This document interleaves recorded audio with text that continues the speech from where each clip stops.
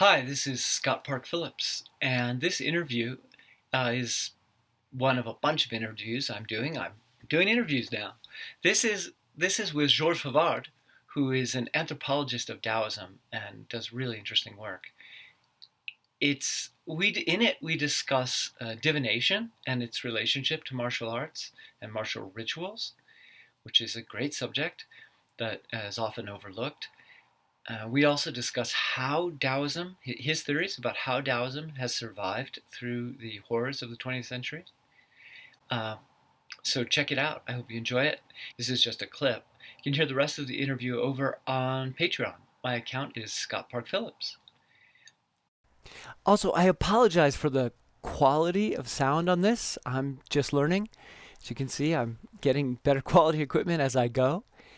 The the interview is a little hard to hear. One thing you can do, and I highly recommend this, is download the free app called Ears. It's really intuitive, and you can adjust the sound equalizer to your speakers or your headphones. Once I discovered this app, it was just like it opened up a whole new world. So enjoy. I stopped you there partly because I think that uh, thinking about thinking deeply about what divination is a bridge into understanding Chinese culture that martial artists particularly very rarely take. Um, but it does, thinking about divination does help a lot, I think, uh, in understanding. Well, it's how people made decisions, but it was also a mechanism for governance. It was a way of resolving disputes. It had many different roles that do connect to martial arts, and and and that's one of the reasons why, for instance, that you're talking about the numbers, right? That martial arts forms are often have these numbers in them. It's like Like this, in fact, it's another way to go to the fundamental structures of Chinese culture also. And it's in fact divination, as you said, is very important in ancient society. It was very important to face uncertainty, and in fact, maybe now we have more the way to use probabilities or to deal with that, but all government or all person who has to make decision has to have a way and some theories to grasp the facts, to grasp the situation, and then to help to make it clear and go to a decision. And divination, and it's still a way because it's a lot of people they still do divination. You know, it's the when I was in this temple, it's sometimes like oh, it's the daughter of the Communist Party leader who is there, so you take care of her for the good divination, you know. yeah, I think people like I've noticed some scholars who I won't name that have been writing about martial arts connections to the military. You know, sort of have this idea that there's very pure military leaders who are really focused on strategy. But the thing about strategy is that if the opponent knows your strategy or can guess your strategy, it nullifies it uh, significantly. But if you have like 12 really good strategies and you use divination to pick them, there's no way they're going to figure out what your strategy is. And the Chinese were doing this, and this was a strategy within a strategy that uses divination. Yeah, and also divination is very linked to the understanding of the landscape and the territory and the topography. So if you go back to those idea of the potential of a situation or the potential of a landscape for military strategy, I think you're going also to link that with a lot of ideas linked to geomancy and divination. So Feng shui. People know the word feng shui. Yeah. Feng Shui, yeah. But I mean, it's all of that is connected through like basic structures of Chinese knowledge, and it also touches the body from the medical perspective. Like most of the diagnosis in a lot of medical tradition are based on divination. Also. As well, yes. All right. So I kind of interrupted you. So maybe continue with like, well, it's your book, right? This is material that you're writing about. No, this is more like two articles. One is about this divinatory ritual, but I will finish it later. And one which is in the process of edition, is much more about the life of this old Taoist master, which is a woman, Master Li. And this Master Li, in fact, she was beginning to enter the temple before the Cultural Revolution. And it happened that the temple where she was staying in Hunan, which is the Hotuguan, like Hotu is the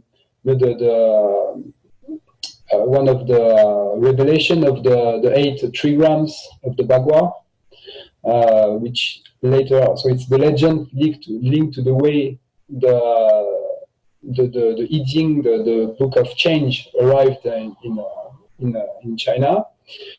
And so it's the name of this temple. It's in the countryside nearby Changsha. Changsha is the region also of Mao Zedong birth. And it was a very, and it's still a very communist region. And surprisingly, in fact, when in like 67 or 66, some communist, enthusiastic communists came to throw all these Taoist nuns out of the temple. They really tried to suicide. The abbess of the temple tried to suicide. So the people, in fact, they get scared, and through also the help of their patrons, because all the Taoist network and communities, they have patrons in the economic field, in the political field, administrative field, and in fact, they were never expelled from the temple. So it's maybe one of the only temples where like 10 or something like Taoist nuns, they stay all the Cultural Revolution in there, and under the form of a weaving team. So they spend the Cultural Revolution weaving the threads, and so in this article, I will also try to think about the link between weaving and divination. Whoa, that's really cool. Let me, yeah, because of course the term Jing or classic in Chinese, like as in Dao De Jing, means the threads of a weaver, and it also is parallel to sutra in the Indian tradition, which means a thread, and of course it's an important constellation used for divination, right? But move in the Tai Chi Chuan when you throw the navel, the jade girl throw the navel on the.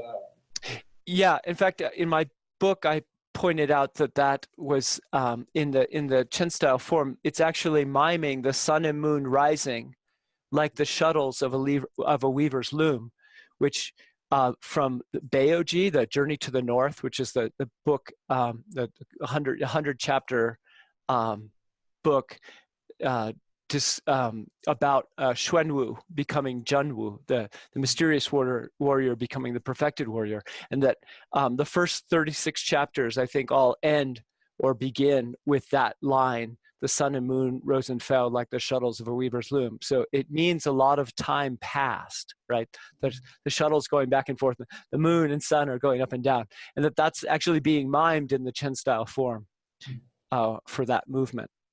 Yes, on the cosmological level, it's like the thread of destinies and the thread of the cosmos, like the planets, like all the structures, the categories of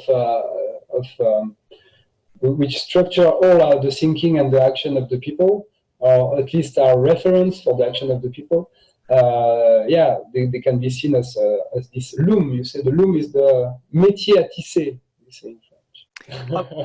But can I push you back a little further? I know it may be beyond the scope of your particular work, but your work is very much informed by what happened. And because I'm interested in history as well as living culture. Well, I guess what I should say is what you just described there was an incredibly optimistic thing, because here you have this massive country that is really deeply integrated with Taoist religion, and in 1900, and then after 1900, ritual traditions particularly, but all sorts of Taoism is in conflict with the government. And this is a really complex story of the ways in which they're in conflict, but they're losing property and they're losing temples at a very rapid rate from 1900 to until the Communist Revolution in 1949. And then you have this period of progressive starvation, where by 1959, the largest starvation ever that we know of really in history, 50 million people, something like that, die of starvation. And that's very much a rural phenomenon more than an urban phenomenon. And these temples are rural, I believe. And then the Cultural Revolution happens, and it's chaotic, but they set out to close all the temples and throw all the people out on the street, right? But this one survives. Yes. Okay. So I just wanted to frame that for people in case they don't realize the scale of the optimism here. Yeah, for this aspect of optimism, in fact, I identify three main interesting aspects of this transmission through the destruction, because my aim is not to minimize the destruction, but it has been already well analyzed in a macroscopic level, in a lot of detailed local levels. And my aim was to see which way, in fact, Taoism could have been transmitted. Because if not, you arrive and you say that afterwards it's nothing left except some kind of folkloric or folklore or museum or such. But we have a living tradition, which is also not totally invented. It's reinvented in a lot of ways, but it's not invented from nothing. So some stuff has been transmitted, obviously. And then I think one way is like, so a lot of, it was not so many analyses about this. It's like, people, they do this secretly or discreetly, like in the backyard or in somewhere. Okay, so this may be one explanation. But to go a little bit further, I propose three things. One thing is the internalization of ritual.